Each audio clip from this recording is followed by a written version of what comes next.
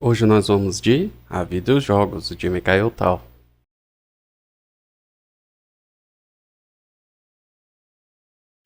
Olá, seja bem-vindo, esse é o canal Felipe Xadrez e hoje, pessoal, vamos para mais uma partida do livro A Vida e os Jogos, de Mikhail Tal. Na partida de hoje, Tal menciona uma partida que ele jogou contra Najdorf, isso mesmo, Miguel Najdorf. Isso foi em 1961, durante o torneio de Bled. E diga-se de passagem, essa aqui é uma partida muito legal. Mas antes da gente ir para o tabuleiro, você que está chegando agora, já aproveita, se inscreve no canal, ativa o sininho para não perder nenhum vídeo, deixa aquele like que ajuda bastante. E para quem curte o conteúdo do canal, considere se tornar membro e apoiar o canal. Quem não quiser ou não puder, não tem problema. Compartilhe o vídeo, já ajuda bastante. Sem mais delongas, bora para o tabuleiro.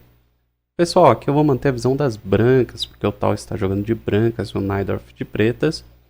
E aqui o Tal ele abre, né, com E4, peão rei, C5, a gente vai para uma defesa siciliana, cavalo F3, D6, D4, aqui a gente foi para a variante mais tradicional da siciliana, que eu acho que o Najdorf não quis jogar a variante dele.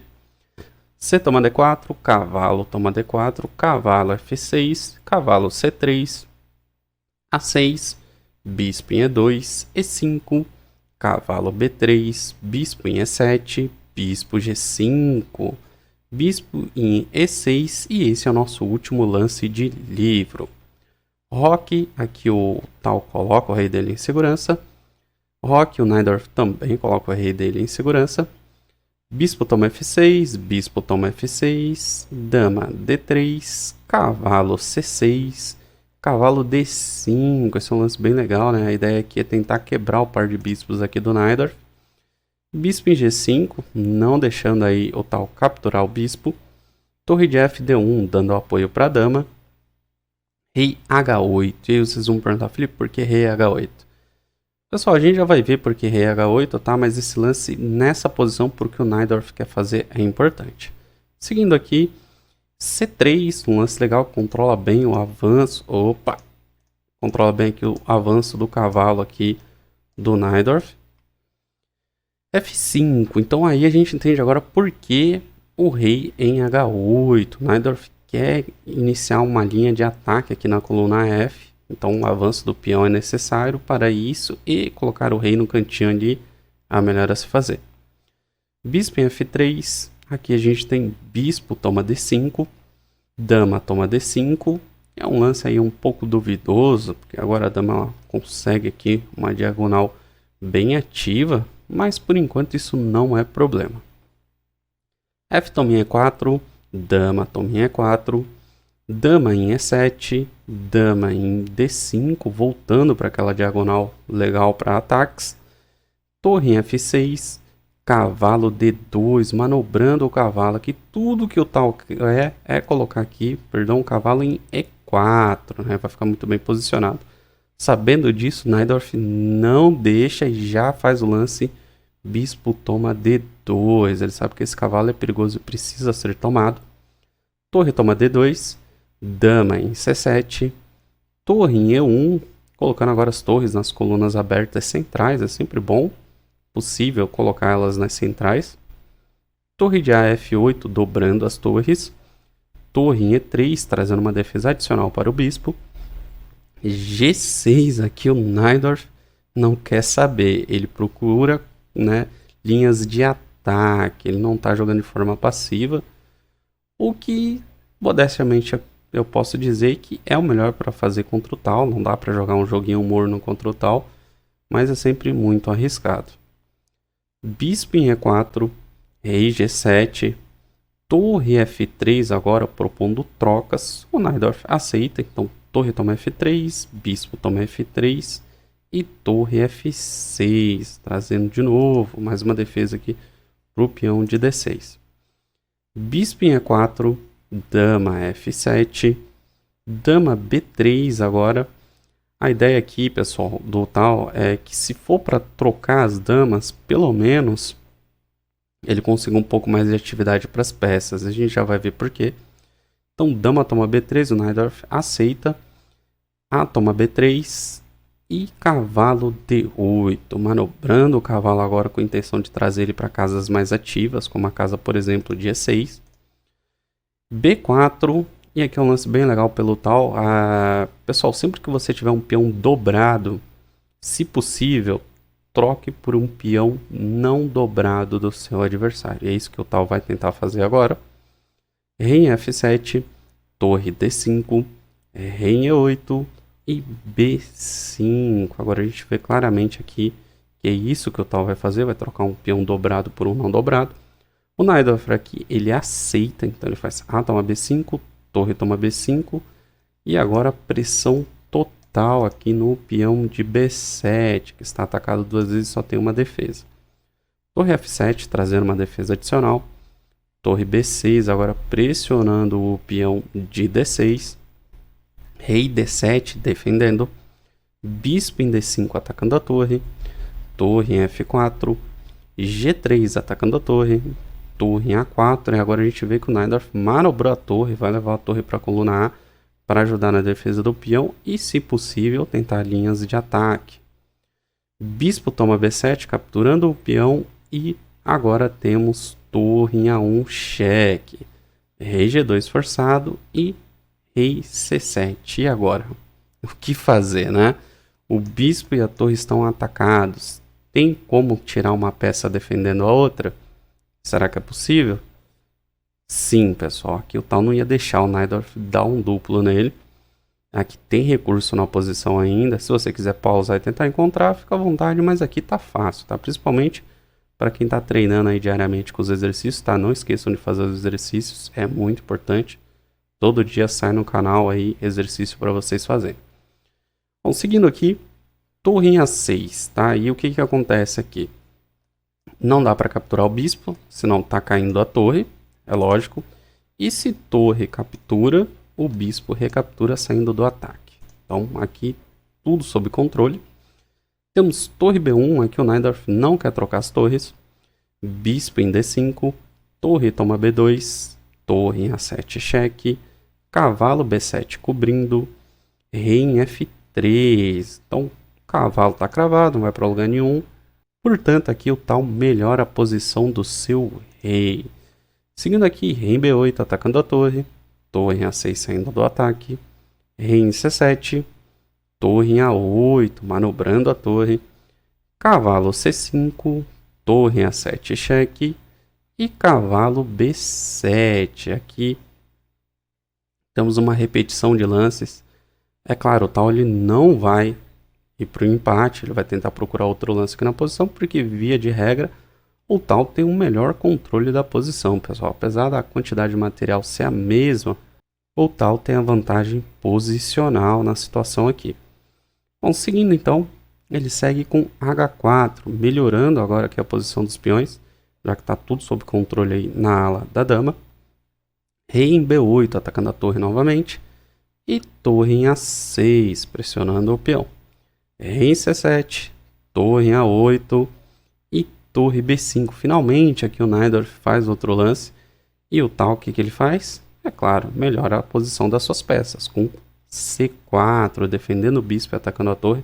Agora esse bispo tá fixo aqui, vai ser difícil tirar ele da posição. Torre em B3 cheque. E agora temos rei G4, melhorando a posição do rei. E nessa posição, pessoal, o Najdorf abandona a partida. E aí você vai perguntar, mas Felipe, por que abandonou aqui?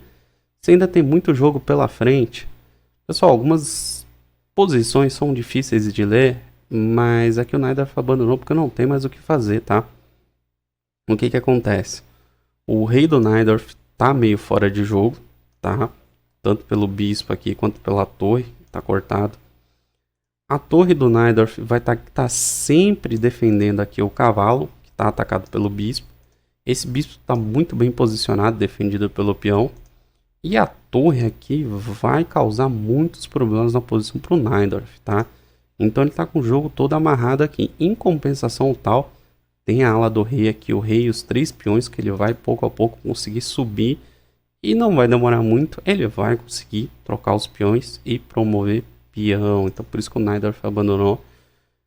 Pra gente olhando assim fica um pouco difícil de entender, mas os jogadores que são grandes mestres profissionais, eles entendem muito bem e eles sabem que é jogo perdido. Tá? Uma possível continuação aqui, eu vou passar rapidinho só para ficar um pouquinho mais fácil de entender, poderia ser torre B2, F3, torre B3, torre H8, H5 cheque, rei G5, cavalo C5, rei toma G6, E4, F toma E4, torre toma G3 cheque, rei toma H5, cavalo D3, torre G8, propondo as trocas, torre H3, não pode trocar a torre, senão vai perder, rei G5, torre G3 cheque, rei H6, torre H3 e H5, e aqui tá claro agora, né? O que vai acontecer?